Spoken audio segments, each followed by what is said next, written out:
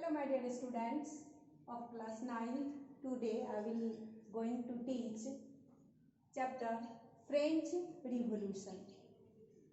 Previous video में मैंने what is French Revolution and causes of the French Revolution बताई थी. There are four main causes of French Revolution. First, political cause. तो आज मैं political cause के बारे में बता रही हूँ.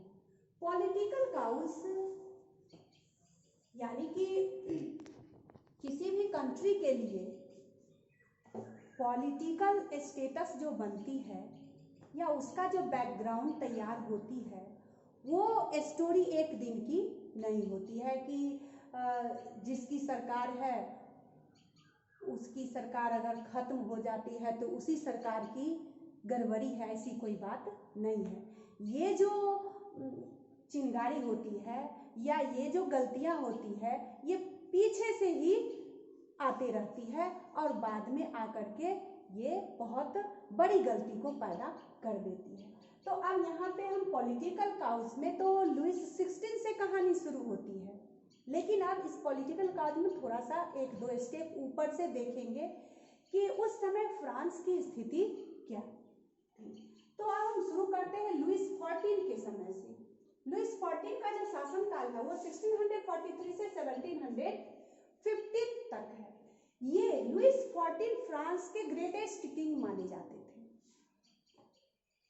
ये बहुत ही एब्सोल्यूट डिस्पॉट थे और इनकी जो इतने ज्यादा जो एब्सोल्यूट डिस्पॉट थे, जो अत्यधिक तानाशाह थे, जिनके चलते क्या हो जाता है ये फ्रांस में यानी कि नेबरिंग कंट्री के साथ इनका जो तालमेल होता है ये बहुत ही गड़बड़ होती है और बहुत सारे वार को ये जन्म दे देते हैं. और वार यानी कि युद्ध होना, आप विनर होते हैं फिर भी और डिफीट होते हैं फिर भी, दोनों में आपको धन जन की क्षति होती ही है. तो इनके समय में लुइस 14 के समय में बहुत सारे फ्रांस में युद्ध हुए थे, जिसके चलते फ्रांस में इसी के शासनकाल से ही इकोनॉमिकल क्राइसिस की शुरुआत हो गई. तो और ये चूंकि एब्सोल्यूट डिस्पॉट थे, पक्के तानाशाह थे, तो तानाशाह पीपुल क्या होते हैं? तानाशाह पीपुल अपने मुट्ठी में तीनों पावर, जो सेंट्रल का जो पावर होता है, legislative power, executive power and judiciary power, ये तीनों पावर को वो अपने मुट्ठी में बंद कर लेते हैं. तो जब कोई भी व्यक्ति इस तीनों पावर को मुट्ठी में बंद कर लेते हैं तो वैसा व्यक्ति निश्चित रूप से एब्सोल्यूट डिस्पॉट हो जाता है. तो हम देख रहे हैं कि लुइस 14 का भी कैरेक्टर ऐसा है जो कि फ्रांस के हित में नहीं साबित होती है. अब चले हम लुइस 15 के समय में. लुइस 15 का जो शासन काल है 1715 से 1774 तक है. अब चूंकि इनके ही समय से इकोनॉमिकल क्राइसिस बढ़ रहा है, तो अब इनके समय में क्या हो गया? डेब्ट increase due to defeat in 7 years war. अब लुइस 14 के समय में फ्रांस और इंग्लैंड के बीच में जो युद्ध हुई थी वो 7 वर्षों के लिए चली, जिसको कि 7 years वॉर के नाम से ये प्रसिद्ध है. अब जो युद्ध 7 वर्षों तक चलेगी तो उसमें तो इतने ज्यादा उसमें धनजन की क्षति हुई थी फ्रांस के द्वारा. जो ये डेब्ट इंक्रीज यानी कि इनका जो कर्ज था, शुरू से ही कर्ज बढ़ रहा, इनके समय में कर्ज और ज्यादा बढ़ना शुरू हो गया. 7 years वॉर में वैसे विनर तो इंग्लैंड होते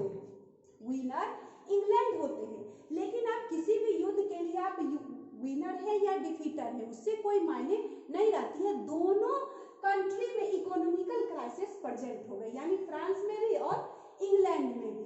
अब यहाँ पे देखेंगे इस 7 years वॉर जो है, अब 7 year वॉर्स इसमें 2 वार को जन्म देती है.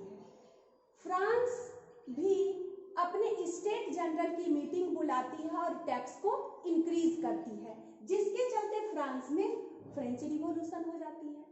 फिर हम देखेंगे इंग्लैंड में, इंग्लैंड भी उनके पास जितने कॉलोनी थे तो उसमें सबसे ज़्यादा कॉलोनी में जो इम्पोर्टेंट थे वो उनकी अमेरिकन कॉलोनी थे।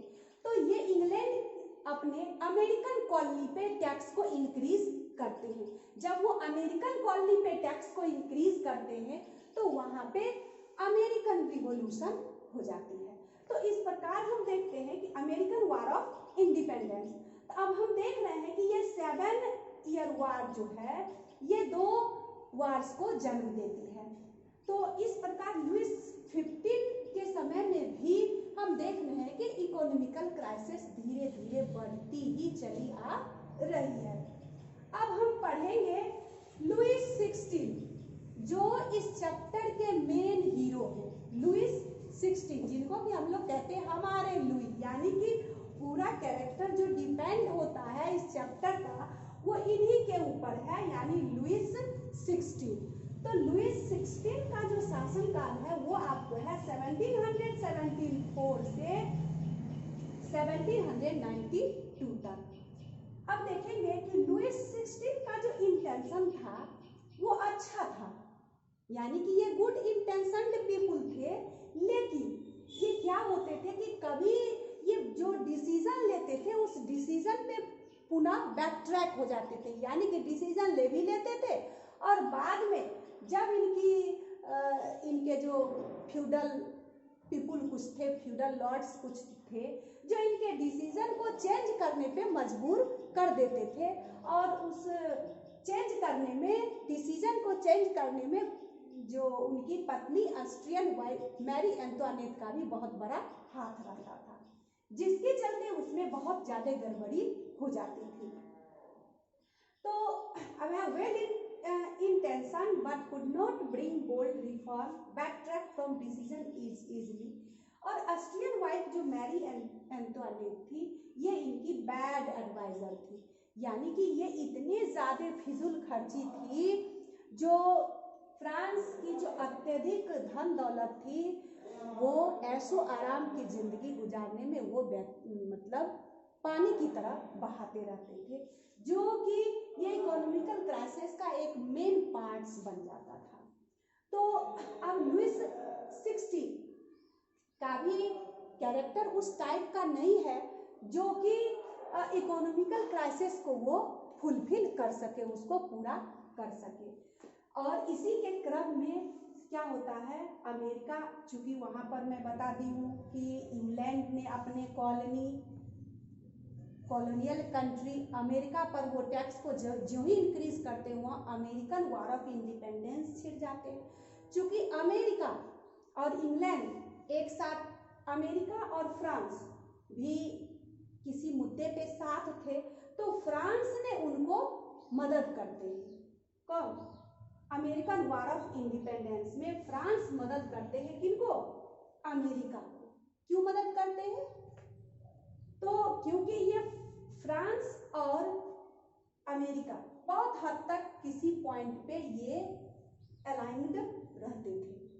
तो अब चूंकि इकोनॉमिकल क्राइसिस पहले से थी, ऊपर से वो France American war of independence में उनको मदद करते हैं, तो बाद में ये एक बहुत बड़ी इकोनॉमिकल क्राइसिस को जन्म देती है। तब लास्ट में लुइस 16 5 मई 1789 को स्टेट जनरल की मीटिंग बुलाती है वर्साइल पैलेस में, और वहीं पे विद्रोह शुरू हो जाती है। तो ये था आपको पॉलिटिकल काउज। नेक्स्ट वीडियो में मैं सोशल काउज के बारे में बताऊंगी। धन्यवाद।